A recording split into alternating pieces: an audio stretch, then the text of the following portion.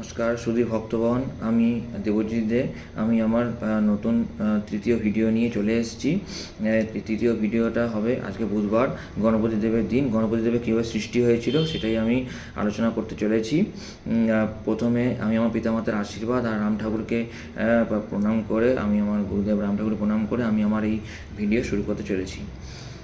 শিব পুরাণ অনুযায়ী এক সময় পার্বতী তা মহাদেবের প্রিয় অনুচর নন্দীদেবকে বলেছিলেন যে তার অন্দরমহলের প্রাসাদের দ্বার রক্ষা হিসাবে, ঠিক আছে।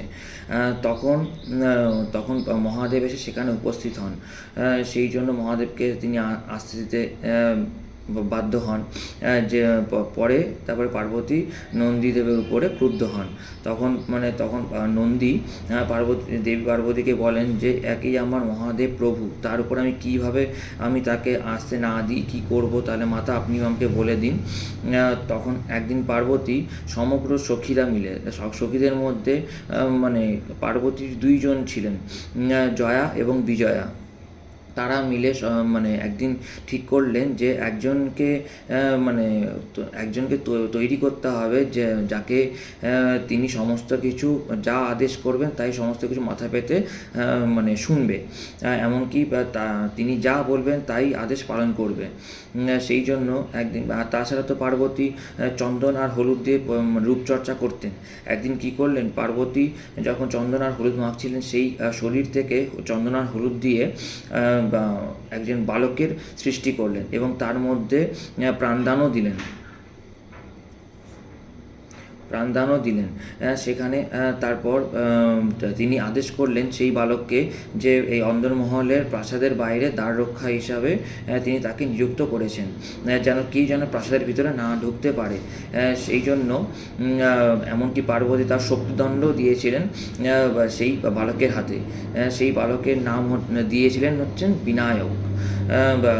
বিনায়ক তখন প্রাসাদের বাইরে দ্বার রক্ষা হিসাবে কাজ করছে। তখন এমন সময় মহাদেব সেখানে উপস্থিত হন, এমনকি অন্দরমহলের ভিতরে প্রবেশ করতে চান, কিন্তু সেই বালক অর্থাৎ বিনায়ক প্রবেশ করতে দিতে চাননি। সেই জন্য জোর করে ঢুকতে যেতে চাইলেও কিন্তু মহাদেবের উপরে প্রহার করেন সেই বালক। কিন্তু তাছাড়া তো পার্বতী এদিকে বলেও দেননি যে দেবাদিদেব মহাদেব যে তার পিতা এবং তার জ্যেষ্ঠ ভ্রাতা হচ্ছেন কার্তিক, এরকম দেবরাজ ইন্দ্র আছেন, কিচ্ছু বলে দেননি। শুধুমাত্র একটা কথাই তিনি বলেছিলেন যে যেন অন্দরমহলের বাইরে তিনি যেন দ্বার রক্ষা করেন।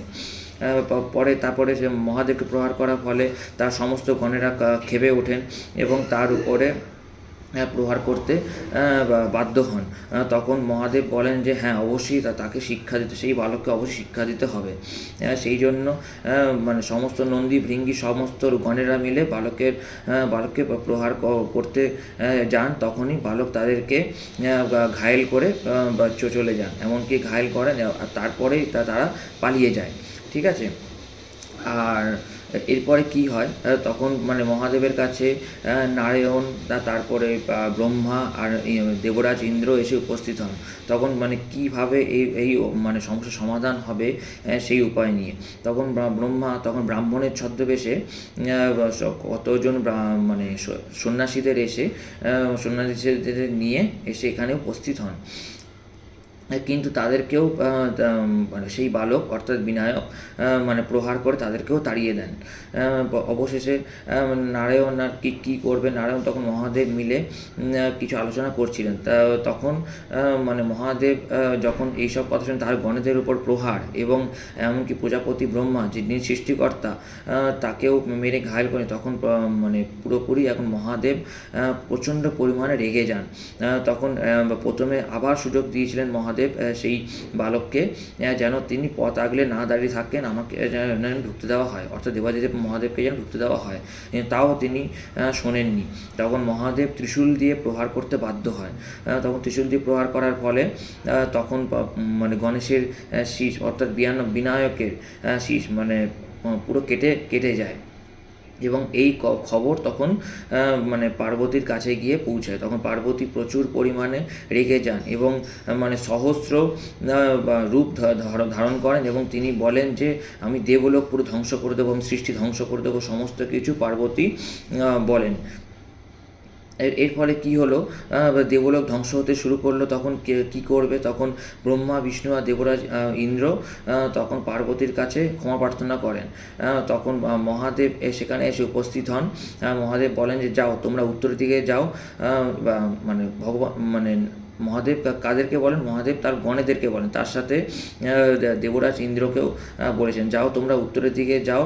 প্রথম যেই জীবের শীষ তোমরা মানে যেই জীবকে দেখতে পারবে সেই জীবের শীষ তোমরা আমার কাছে নিয়ে আসবে। তখন উত্তর দিকে গেলে সবার প্রথমে কি হয়, একটা হাতিকে দেখতে পায়। সেই হাতির মস্তক কেটে নিয়ে আসেন, কিন্তু সেই সে হাতি ছিল না, সেই হাতি ছিল গজাসুর, মহাদেবের পরম ভক্ত।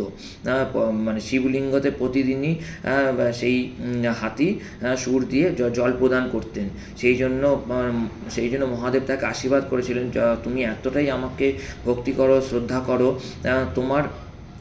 তোমার যখন সময় আসবে তুমি নিজেই তোমার শীষ দিতে বাধ্য হবে, মানে তুমি আমার বিশেষ একজন মানে হয়ে উঠবে তখন তুমি। তখন সেটারই গজাসুর বুঝতে পেরেছিল, সেই জন্য বলেছেন হ্যাঁ আমাকে মহাদেব সেই আশীর্বাদই দিয়েছেন। সেই জন্য সেই শীষ পুরো কেটে নিয়ে আসছিলেন তার গণেরা। এমনকি মহাদেব সেই শীষ মানে বিনায়ক অর্থাৎ বিনায়কের গলায় না মস্তকের ওখানে পুরো বসিয়ে দেন, এমনকি সেখানে প্রাণদান করেন। তখন পার্বতী হঠাৎ দেখে মানে চমকে ওঠেন, এরকম মানে গজের মুখ, কে তাকে সম্মান করবে, কে তাকে শ্রদ্ধা করবে, কে তাকে পুজো করবে, সেই জন্য সেই দ্বিধায় পড়ে যান। তখন মহাদেব আসেন, তখন তিনি বলেন যে মানে পার্বতী তুমি শান্ত হও, তুমি ক্রুদ্ধ হয়েও না। তখন মহাদেব কী করলেন, তার গণেরা যতজন গণেরা ছিল সেই গণেদের প্রধান করে তুললেন। সেই জন্য তার নাম হয় গণেশ। আর মানে হাতির মুখ হওয়ার কারণে তাকে গজানন হিসাবেও উপাধি দেওয়া হয়। আর মহাদেব তিনি বলেন যে তার প্রথম পুজো হবে, তারপরে আমাদের সবার দেবদেবীর পুজো হবে। সেই জন্য তিনি প্রথম পূজ্য হয়ে উঠলেন। এটাই ছিল আজকে আমার গণপতি দেবের মানে পৌরাণিক কথা। আজকে বুধবার, গণপতি দেবের দিন। গণপতি দেবের প্রণাম মন্ত্র বলে আমি আজকে আমার এই ভিডিও শেষ করছি। ওম নমস্তে ব্রহ্মরূপায় বিষ্ণুরূপায় তে নমঃ। নমস্তে রুদ্ররূপায় কৈরূপায় তে নমঃ। বিষ্ণুরূপস্বরূপায় নমস্তে ব্রহ্মচারিণে ভক্তপ্রিয়ায় দেবায় নমস্তভ্যং বিনায়ক। ওম সিদ্ধিবুদ্ধি সহিতা মহাগণপতে নমো নমঃ।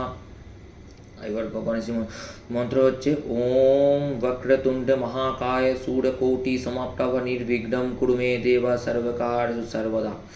ওম গণ গণপতে নমঃ। ওম গণ গণপতে নমঃ। ওম গণ গণপতে নমঃ। जय पदम पूज्य गणेशाय नमो। जय विघ्न विनाशक गणेशाय नमो। जय विघ्नार्थ विनाकर्ता गणेशाय नमो। जय लंबोदराय नमो। जगदन्ताय नमो। जय वक्रतुण्डाय नमो। जय भालचन्द्राय नमो। जय गजाननाय नमो। जय महोत्कट विनायक नमो। जय मयूरेश्वराय नमो। जय बललेश्वराय नमो। जय विकट गणेशाय नमो। गणपति बप्पा मोरिया, मंगलमूर्ति मोरिया। गणपति बप्पा मोरिया, मंगलमूर्ति मोरिया। पदम पूज्य गजानन जी की जय। এই বলে আমি আমার আজকে পৌরাণিক কথা শেষ করছি। আজকে গণেশের দিন, সেই জন্য আজকে গণেশকে নিয়ে আমি আলোচনা করব, প্রথম পূজ্য গণেশজি। নমস্কার।